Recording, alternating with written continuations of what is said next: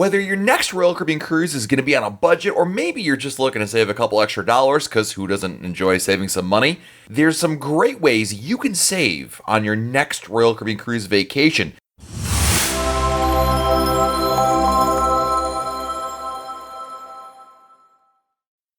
Did you know that you can bring up to 2 bottles of wine per stateroom on a Royal Caribbean cruise? That's right. Each bottle of the wine may be up to 750 milliliters in size and should be brought on in the luggage you carry onto the ship. That means do not put the wine in your luggage that you hand over to the porters on embarkation day. And wine lovers will be able to bring a couple bottles of their favorite wine on the cruise at a savings compared to purchasing those same bottles of wine on board. Moreover, bringing your own wine means you'll be able to save money on your total bar tab during your cruise. My favorite part about bringing your own wine is if you don't finish the bottle of wine, Royal Caribbean's crew members will store the wine for you and deliver it to another restaurant, or even the same restaurant if you're dining it on subsequent nights of the cruise. It's important to be aware that Royal Caribbean can charge you a corkage fee for any wine that's opened at a restaurant or lounge on board. But even with that corkage fee, you'll still save a significant amount of money compared again to purchasing bottles of wine on board the ship. Our next tip is to buy a specialty dining package. Specialty restaurants are an optional way to gastronomically indulge while on a Royal Caribbean cruise, and these days, it seems like specialty dining has never been more popular. If you have your heart set on trying out places like Sabor, Izumi, or Chops Grill, you really should consider buying a dining package to save you money overall. Royal Caribbean offers on most, if not all, of its cruise ships specialty dining packages where guests can dine at 2, 3, 4, or 5 specialty restaurants during their cruise for one low cost. The advantage of these packages is they cost less than trying to book the same restaurants individually. Of course, you could forego specialty dining completely and really save some money, but there's no reason to not save some cash while checking out some of these great specialty restaurants. Your best bet is to purchase dining packages on Royal Caribbean's Cruise Planner and to read the terms and conditions of how they function. There's no question these packages will save you money on specialty dining, provided you're, of course, planning on eating out while on board in the first place. Probably the best way to save money when it comes to drinking and enjoying cocktails and beers and wines is to do as much drinking as you can on shore. In our experience, Royal Caribbean's drink prices are about what we would pay for drinks at many restaurants on land, but there is no question you will save money by drinking at the ports of call you visit compared to on board your ship. Bars and restaurants at the ports that your Royal Caribbean ship will visit regularly offer cheaper drink prices for beers and cocktails, and that can mean big savings if you can wait to enjoy some drinks when on land compared to having those same drinks on board the ship. Now, depending on your itinerary, this strategy may be more lucrative than others, but it's a good way to indulge in your favorite mixed drink or cerveza for a lower cost. Speaking of drinking, if you're looking to get your drink on while on board a Royal Caribbean cruise, you definitely want to look for drink specials on board your ship. If you're going to enjoy a few cocktails on board your Royal Caribbean ship, you can avoid paying top dollar for them. When looking at Royal Caribbean drink prices, many guests base their math off whether a drink package makes sense off the regular price for drinks, but in reality, there are many drink specials all around the ship that can help bring that price down. One of the best ways to get a deal on a cocktail is to order the drink of the day. The drink of the day is a select cocktail that changes every day, which has about a 20% discount on it and is available at most bars on board your ship. You can just ask the bartender or waiter what the drink of the day is and take advantage of those savings. In addition, individual ships run their own bar specials like 2-for-1 deal drink combo deals and other happy hour discounts. The exact details of the drink special will vary from ship to ship and sailing to sailing, but it is important to understand that they do exist.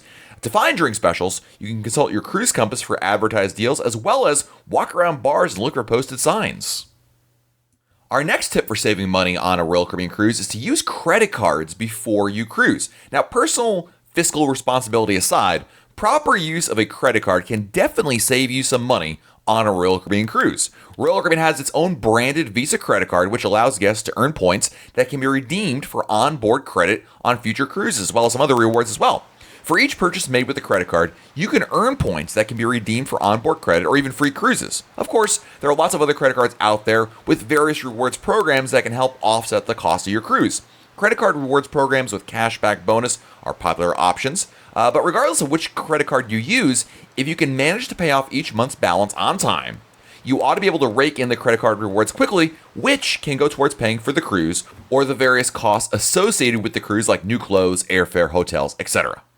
Another surefire way to save some money on your Royal Caribbean cruise is to book shore excursions on your own.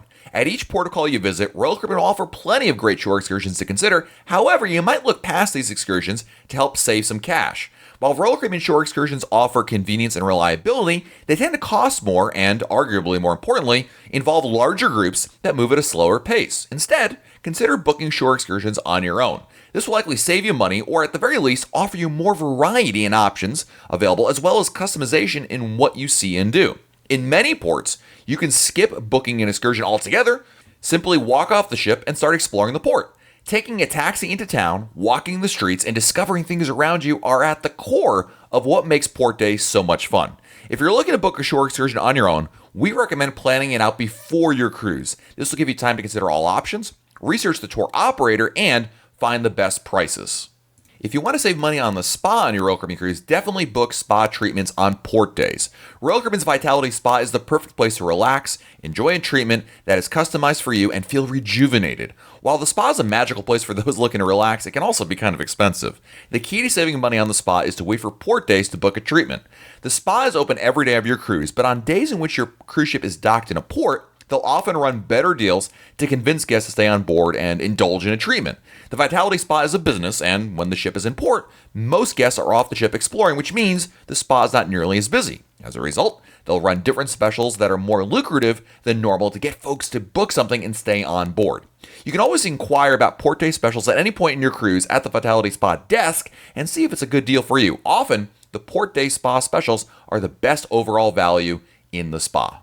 This next tip we're going to share has more to do with not incurring a large bill when you get home, and that is putting your phone into airplane mode. These days, a smartphone is as essential to bring on a cruise as sunglasses or even your passport, but if you do not prepare your device properly, it could cost you a lot of money. Before your ship is ready to sail away, be sure to put it into airplane mode, which disables your phone's ability to use a cellular signal. The reason you want to do this is once your cruise ship leaves your home country, your phone will look for a signal outside of the regular cellular network and connect to the ship's cell tower instead, which is known as roaming. Roaming means you're out of the network and will result in high fees for pretty much anything you do that uses that cell signal. You should place the phone into airplane mode and then be confident in using your phone for taking photos, playing games, or even connecting to the ship's Wi-Fi without fear of a monster bill at the end of the cruise.